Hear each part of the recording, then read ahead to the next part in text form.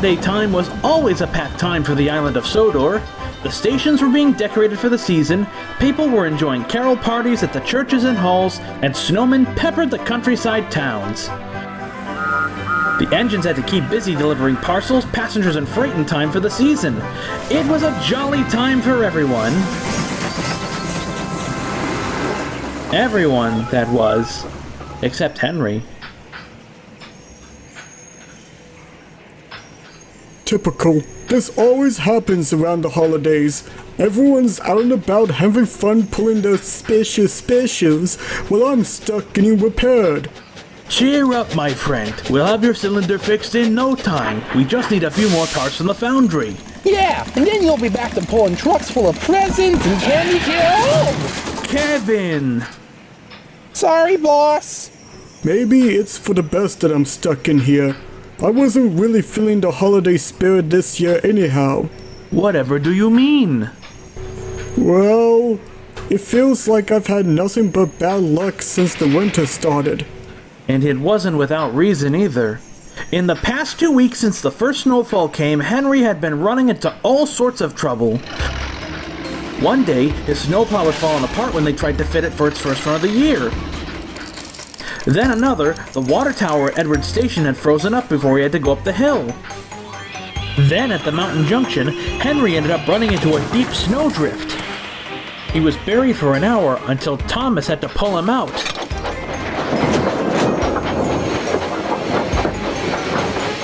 And finally, his piston cylinder had frozen and cracked. How can anyone feel holly jolly after all that? Poor Victor and Kevin knew that was harder to answer than they'd like to admit. Soon the workmen worked as hard as they could to try and get Henry mended as best as they could. But with the workshop full, the repairs outdoors was a tough job. Alright gang, I think that's the most we can get done. We need to make space soon in there. We need that lift sooner than later. Our shop had to hit rush season, didn't it? Even then, I doubt we'll be able to fix Henry anytime soon. Poor Henry felt depressed. Surely there's something we can do to help, boss. Nothing we can do without getting some new parts for our workshop residents. Not just for that, boss.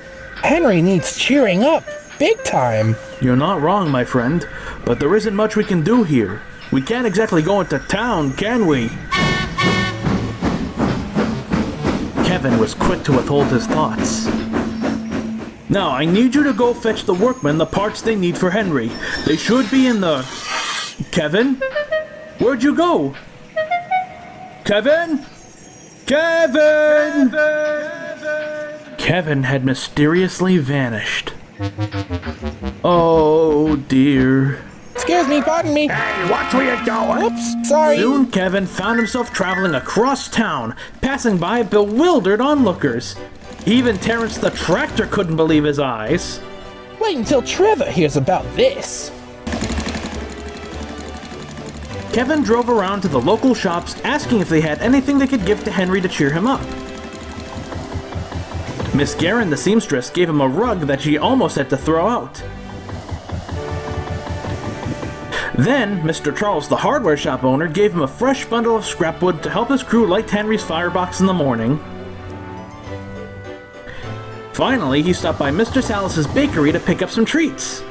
I've only got some pretzels and cinnamon buns to spare, but you're more than welcome to it. He did wonder who this friend of Kevin's was to need a whole storage container. Soon Kevin was on the road back to the works. On his way home, though, he passed by Roger and Chuck.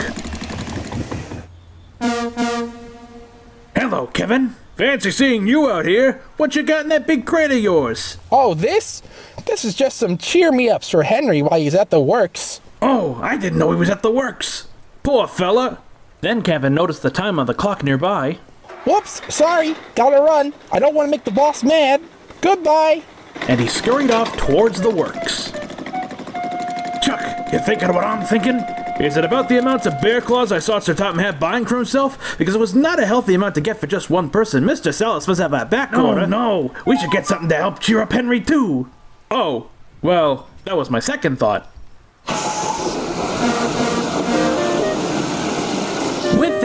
Roger and Chuck made their way down to a tree farm. All right, Chuck, what tree do you think we should get him? Roger, I just realized something. How are we gonna pay for all this?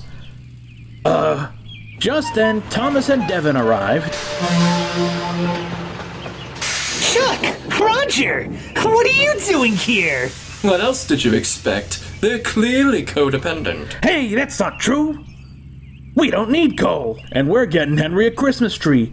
Kevin's gotten some gifts for him, so we're bringing him something too. Maybe try to see if you can find a plastic tree. He much prefers those. Hey, thanks for the tip! We'll see you later!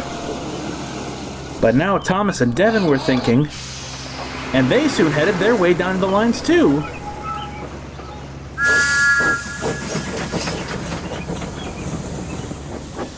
Thomas decided to pick up Annie Clarabelle in the local choir for their nightly practice session. It's a winter wonderland. See the snowing all around. Shaping up to be a wonderful holiday. Not your normal, average, everyday. Alright. Deck the halls with boughs of holly. La la la la la la. 'Tis the season to... Devin went to the depot at the big station for some fresh crates of paint. If that old workhorse is going to be stuck, the least he could be is smartly dressed.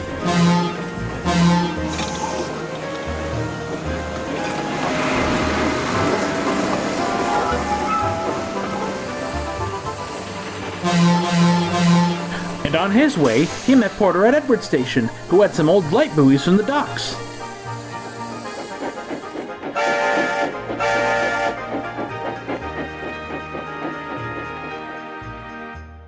Then Porter met Otis at the mountain junction, who remembered a fresh delivery of coal he had to collect from the end of the line.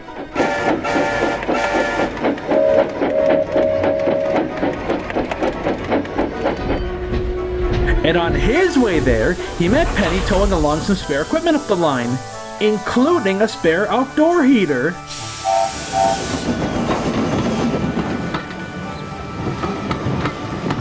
Meanwhile, at the works, Victor had some choice words for Kevin.